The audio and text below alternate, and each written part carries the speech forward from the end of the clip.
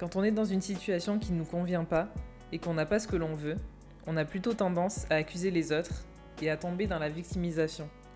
En plus, on a nos émotions qui tombent dans le négatif et là c'est difficile de se sortir d'une mauvaise situation. Quand je suis bloquée comme ça, j'ai des astuces pour changer d'état d'esprit plus rapidement. Dans cette vidéo, je vais te donner mes 6 solutions pour que tu puisses reprendre ton pouvoir personnel et reprendre ta vie en main quand tu te sens bloqué. Le premier point, c'est que l'échec, c'est pas un problème. Souvent, on a tendance à croire dans nos sociétés que si on échoue, on a tout perdu, c'est vraiment grave, alors que c'est faux. Et ça, on l'a dans notre croyance depuis très longtemps.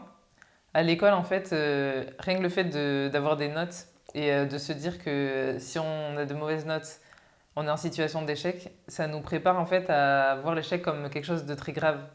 On a l'impression que si on a des mauvaises notes, par exemple, on va rater sa vie ou on ne pourra jamais trouver quelque chose qui nous correspond. Et c'est faux parce que, par exemple, si tu as une mauvaise note, ça veut peut-être dire que juste la matière te plaît pas ou c'est pas fait pour toi. Mais ça veut pas dire que tu es un échec. Et dans nos sociétés, on a tendance à voir ça comme ça. On croit que l'échec, c'est une fin en soi. Et à l'âge adulte, par exemple, si on a une rupture amoureuse ou on crée une entreprise et ça marche pas, ou on a un projet et qu'il échoue, on va le voir comme quelque chose de très grave. Et on va culpabiliser, on va avoir honte. On va avoir honte par rapport aux autres. Alors qu'en en fait, on a juste fait ce qu'on voulait faire. Et l'échec, c'est une redirection vers un autre chemin et vers quelque chose qui est mieux pour toi. Il faut vraiment changer ton état d'esprit par rapport à l'échec et te dire que l'échec, ça va te donner la patience d'aller vers quelque chose qui est mieux pour toi. L'échec, c'est un apprentissage et ça va te faire avoir plus de clarté dans ce que tu veux et ça va t'amener à réfléchir à des solutions pour améliorer ce que tu veux faire. Donc il faut vraiment voir l'échec comme quelque chose qui est constructif et qui est inévitable. En fait, pour réussir ce que tu veux, il y aura forcément des échecs sur le chemin. Et ces échecs-là, il ne faut pas les voir comme une fin en soi. Il faut juste te dire que bon là, je ne suis pas parti sur le bon chemin, donc je me redirige vers un autre chemin qui est mieux pour moi. La deuxième solution, ça va être oublier le comment et lâcher prise sur le comment. Ça veut dire que quand on est bloqué et qu'on se dit je suis bloqué dans ma vie, j'aimerais faire ça, mais comment je vais le faire? En fait, on ne sait pas comment faire les choses. Et si on reste focalisé sur le comment, on se bloque. Alors que si on lâche prise, on se demande qu'est-ce que je veux vraiment, là, en fait, le comment va arriver naturellement. En fait, le comment, il va venir, par exemple, en allant dans la nature, en se reposant, en étant plus dans notre énergie féminine. Et en fait, quand tu lâches prise, tu es plus dans l'énergie féminine. Et c'est là que tu peux recevoir en fait ton comment pour un projet ou pour une situation compliquée. Quand tu veux vraiment débloquer la situation et que tu es bloqué, si tu te focalises sur le comment, tu vas jamais y arriver. Et le fait de te libérer du comment, il va venir à toi. Il faut vraiment être dans un état de réceptivité pour pouvoir se libérer du comment. Par exemple, quand tu as un projet, que tu veux réaliser un projet, tu vas te dire, bon, moi je veux ça, par exemple, je veux créer mon entreprise, je veux travailler pour moi-même, mais comment je vais le faire? Et si tu te focalises que sur le comment, tu vas jamais réussir à savoir les étapes du projet. Parce que tu vas être bloqué à la première étape et du coup rien ne va se débloquer. En te disant qu'est-ce que je veux faire et en lâchant prise, en fait tu vas recevoir le comment à des moments inattendus.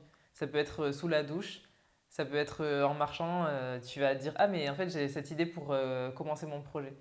Et en fait c'est que en lâchant prise que tu pourras recevoir des choses. Donc pour mon point 2, la solution c'est vraiment de te focaliser sur ce que tu veux vraiment faire et oublier toutes les étapes. Parce que si tu te focalises sur la première étape et que tu es bloqué à la première étape, tu ne pourras pas voir en fait comment tu vas réussir à arriver à ton objectif.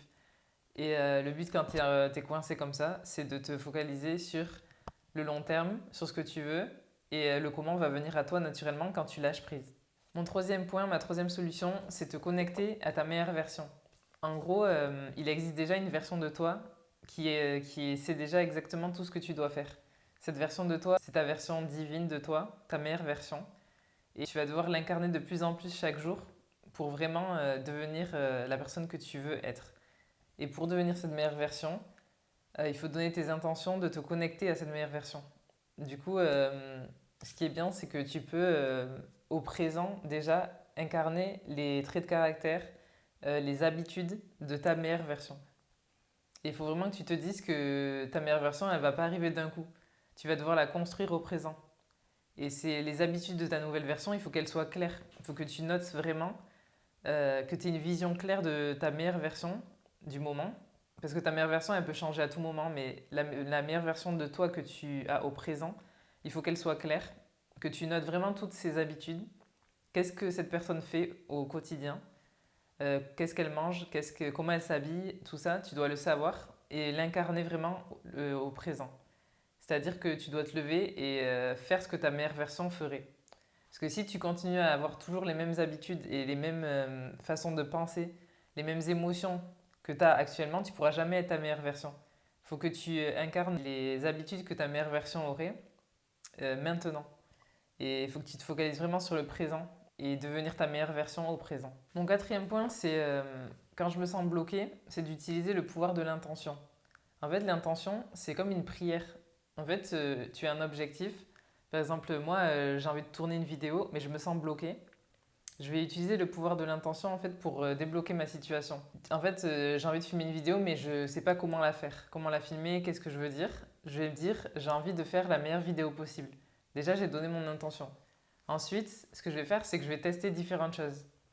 Et en testant différentes choses, je vais petit à petit débloquer la situation.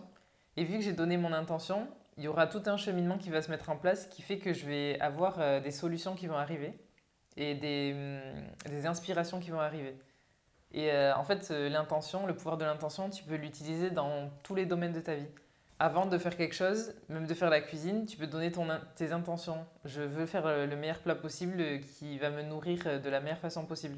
En fait, c'est toujours faire les choses que tu fais avec intention, avec conscience. Et du coup, ça peut te débloquer de plein de situations. Mon cinquième point, ça va être l'introspection et s'écouter.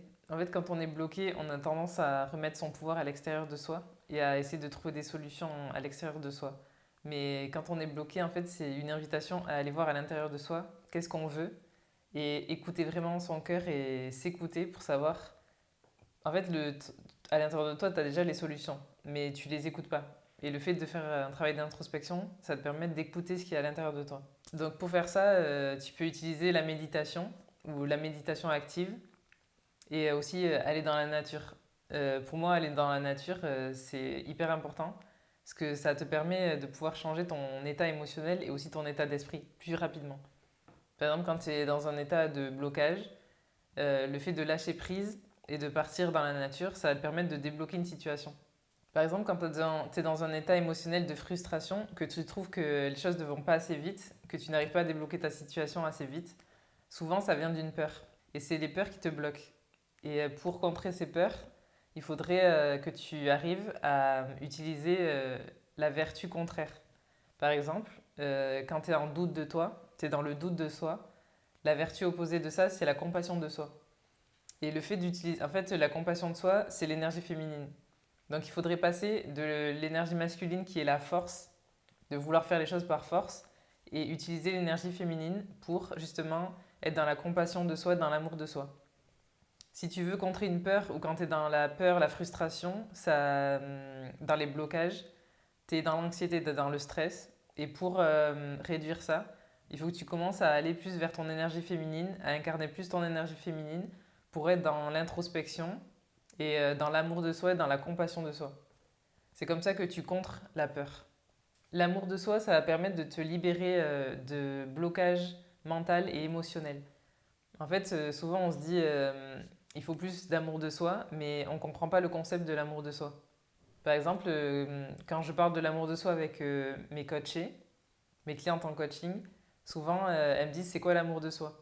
L'amour de soi, c'est pas seulement prendre soin de soi. L'amour de soi, c'est aussi quand tu es en train de faire une action, par exemple, j'ai envie de regarder une série, j'ai envie de rien faire à part scroller sur mon téléphone. C'est se reprendre en main et de se dire là, qu'est-ce que je peux faire pour aller vers mon objectif, aller vers une autre version de moi qui est mieux, ou une version de moi qui me plaît plus. Ben, c'est de s'arrêter et se dire, au lieu de regarder une série, je vais planifier ma semaine. C'est de changer ça en une action qui est plus positive. C'est au lieu de me faire un gâteau au chocolat, je vais aller planifier ma semaine pour me faire des repas équilibrés. En fait, c'est ça l'amour de soi. C'est de prendre de meilleures décisions qui sont basées sur nos objectifs à long terme. Mon sixième point, ça va être le détachement. Pratiquer le détachement. Le détachement, c'est quoi? C'est ne pas se focaliser sur le résultat. Ça veut dire, j'ai envie de faire quelque chose. Au lieu de rester bloqué sur ça, je vais me détacher du résultat et faire ce que j'ai à faire. Sans penser au résultat, mais tout en sachant que le résultat va arriver. C'est en fait avoir la foi que ce que je veux, je vais l'obtenir.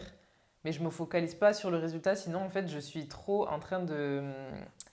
Je mets toute mon attention en fait sur ce résultat et je l'éloigne de moi. En fait je ne suis pas dans l'attraction, mais je suis dans la force et la force ça va éloigner ce que je veux. Alors que si je suis détaché du résultat, je vais plus facilement être dans l'attraction et attirer à moi ce que je veux. Il faut savoir que quand tu te détaches de quelque chose, tu l'attires à toi. En fait, c'est comme quand c'est le concept de fuis-moi, je te suis et suis-moi, je te fuis. C'est que quand tu es en train de te focaliser sur quelque chose, tu l'éloignes de toi. Alors que si tu es détaché de la chose, tu es plus magnétique et ce que tu veux vient à toi facilement. Ensuite, il faut savoir que quand tu veux obtenir quelque chose, il faudra travailler sur ton identité. Le plus important, en fait, c'est de changer ton identité et l'image que tu as de toi-même. Et pour changer l'image que tu as de toi-même, il va falloir le travailler en travaillant tes croyances que tu as sur toi-même. En fait, l'univers, il te donne ce que tu penses mériter. Donc si tu penses mériter quelque chose, tu l'auras. Mais si tu penses inconsciemment ne pas mériter une chose, tu ne pourras jamais l'avoir dans ta vie. Du coup, il faut travailler sur ton image de toi et ce que tu penses pouvoir mériter dans la vie. Tant que tu penses en fait ne pas mériter certaines choses, tu ne pourras jamais les attirer à toi. Donc c'est seulement en changeant l'image que tu as de toi que tu pourras te débloquer d'une situation ou obtenir quelque chose que tu as envie d'avoir.